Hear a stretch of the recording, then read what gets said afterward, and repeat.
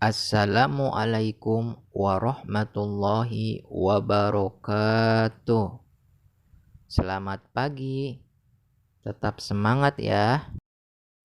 Bagaimana kabar kalian hari ini? Mudah-mudahan sehat selalu ya. Silahkan buka buku kelas 5, tema 1, subtema 1 tentang organ gerak hewan, pembelajaran 3. Sebelum kita mulai pembelajaran pada pagi hari ini, mari kita awali dengan berdoa terlebih dahulu agar kita senantiasa diberi kemudahan dalam memahami pelajaran ini. Berdoa dimulai. Berdoa selesai. Baik, adapun tujuan pembelajaran adalah siswa dapat menerapkan nilai-nilai yang terkandung pada sila Pancasila dalam kehidupan sehari-hari. Yang kedua, yaitu agar siswa dapat memahami kondisi geografis wilayah negara Indonesia. Anak-anak masih ingat pembelajaran yang kemarin di mana Edo sedang bermain di kandang kelinci. Baik, menyambung pembelajaran kemarin, selesai bermain, Pak Rudi mengajak Edo mengumpulkan air seni kelinci.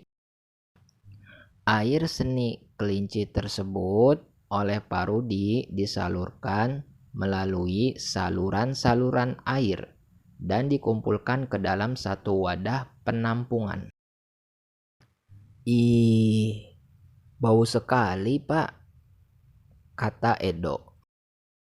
Benar, Edo, meskipun bau, tetapi air seni kelinci ini sangat baik digunakan sebagai bahan pupuk cair organik untuk tanaman. Sayuran akan tumbuh dengan subur, tanaman buah akan cepat berbuah, dan tanaman bunga akan cepat berbunga, jawab Pak Rudi. Tiba-tiba Pak Eko datang ke kandang kelinci. Pak Eko meminta air seni kelinci milik Pak Rudi untuk memupuk sayuran di belakang rumahnya. Dengan ikhlas, Pak Rudi pun memberikan sebagian air seni kelinci tersebut kepada Pak Eko. Pak, kenapa air seni kelinci itu diberikan kepada Pak Eko? Kan sayang, Pak, tanya Edo penasaran. Iya, tidak apa-apa, Edo. Kita harus saling membantu. Jika ada orang yang membutuhkan bantuan, kita harus secara ikhlas dan sukarela memberikan bantuan. Karena kita makhluk sosial, artinya tidak dapat hidup sendiri dan membutuhkan bantuan orang lain, jawab Pak Rudi.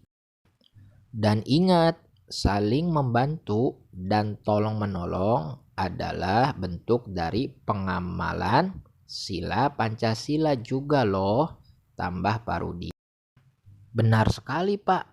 Jika tidak salah, sila kemanusiaan yang adil dan beradab, kata Edo. Nah, sekarang kita akan mempelajari nilai-nilai yang terkandung dalam sila-sila Pancasila.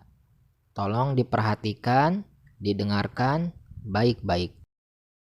Nilai-nilai Pancasila perlu kita kembangkan dalam kehidupan sosial budaya agar tercipta suasana yang tenang, sejahtera, damai, aman. Sebagaimana dari salah satu kisah tadi yang Bapak ceritakan, yaitu kisah Pak Rudi, Edo, dan Pak Eko. Baik, selanjutnya yaitu lambang negara Indonesia adalah Garuda Pancasila. Seperti yang kalian lihat sekarang ini.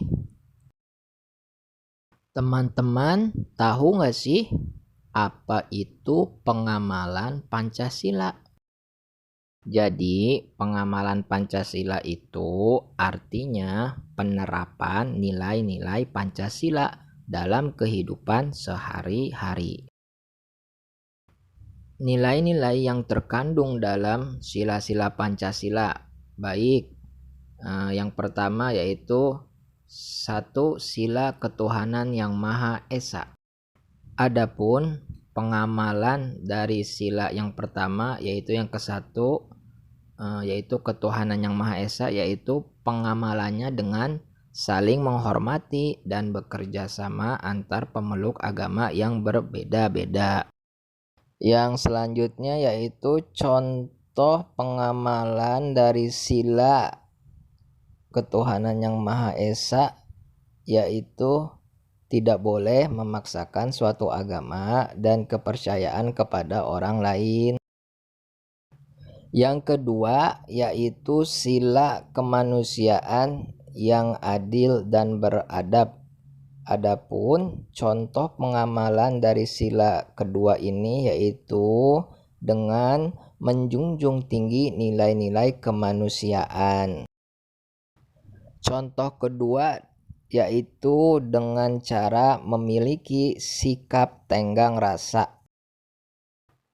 Selanjutnya yaitu sila ketiga Persatuan Indonesia. Adapun contoh pengamalan dari sila ketiga ini yaitu dengan cara menjaga persatuan dan kesatuan negara Republik Indonesia. Contoh yang kedua dari pengamalan sila ketiga ini yaitu dengan cara menerapkan sikap cinta tanah air, rela berkorban demi bangsa dan negara. Selanjutnya sila keempat, kerakyatan yang dipimpin oleh hikmat kebijaksanaan dalam permusyawaratan perwakilan.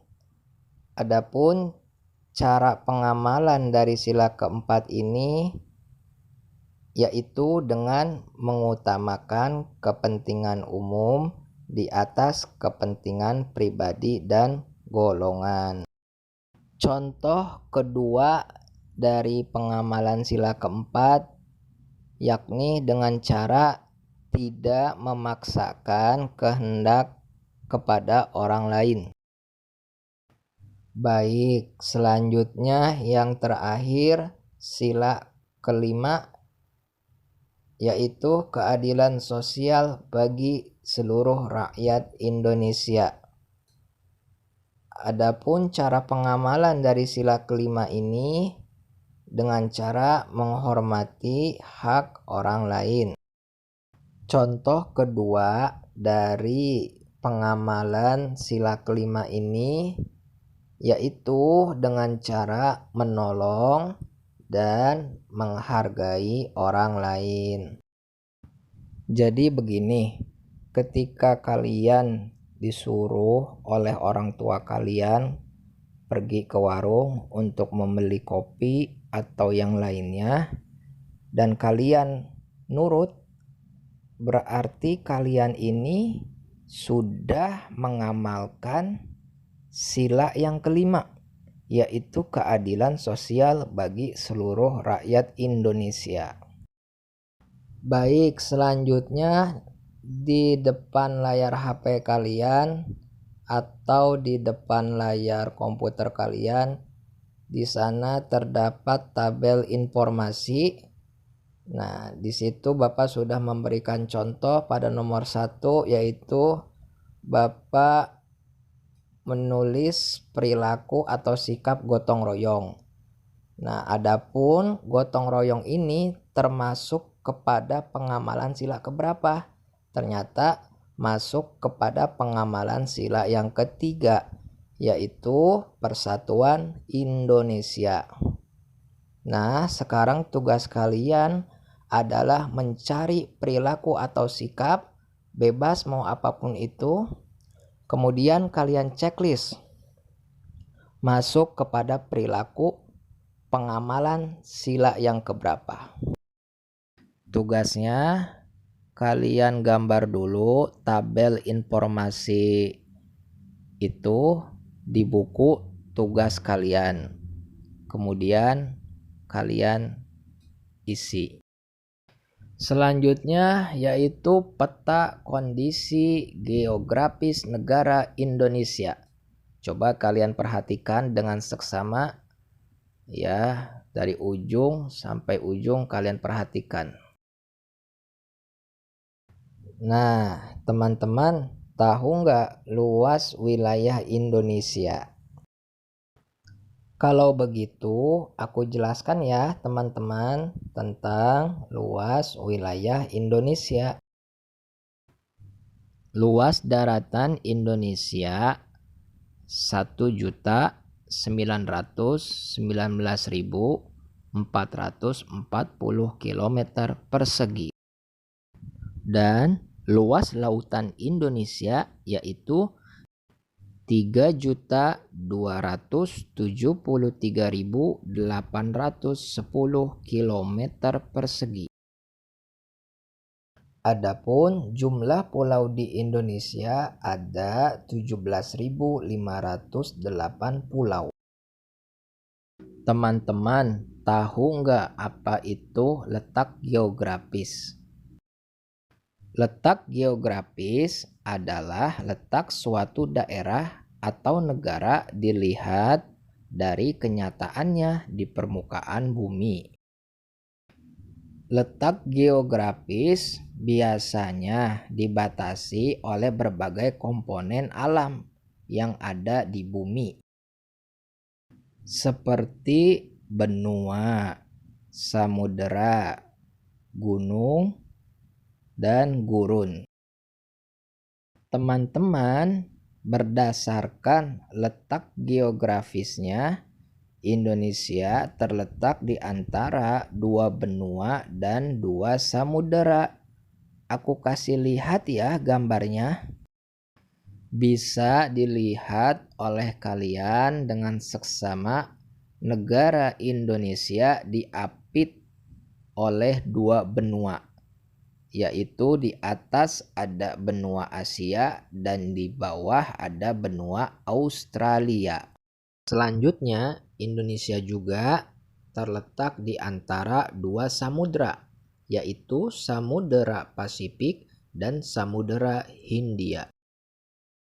Teman-teman sudah tahu belum batas wilayah Indonesia apa saja?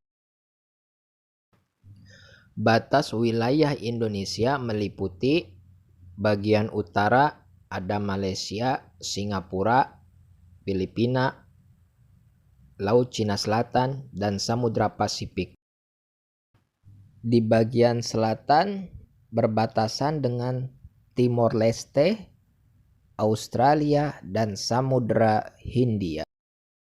Di bagian barat berbatasan dengan Samudra Hindia. Dan di bagian timur berbatasan dengan Papua Nugini dan Samudera Pasifik. Selanjutnya yaitu letak astronomis Indonesia. Letak astronomis adalah letak suatu wilayah berdasarkan garis lintang dan garis bujur. Baik, garis lintang adalah garis khayal yang melintang di permukaan bumi dari barat ke timur. Adapun tandanya yang garis lintang itu Bapak tandain yang garis berwarna biru agak tebal, itu namanya adalah garis lintang. Baik, selanjutnya yaitu garis bujur. Garis bujur adalah garis khayal yang menghubungkan kutub utara dan kutub selatan.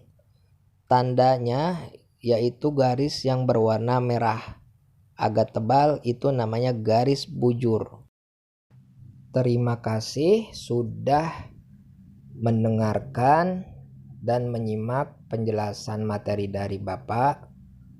Mohon maaf bila kurang jelas penyampaian materinya, namun Bapak sudah berusaha semaksimal mungkin.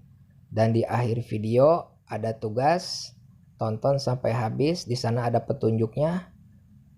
Wabillahi taufiq wal hidayah. Wassalamualaikum warahmatullahi wabarakatuh.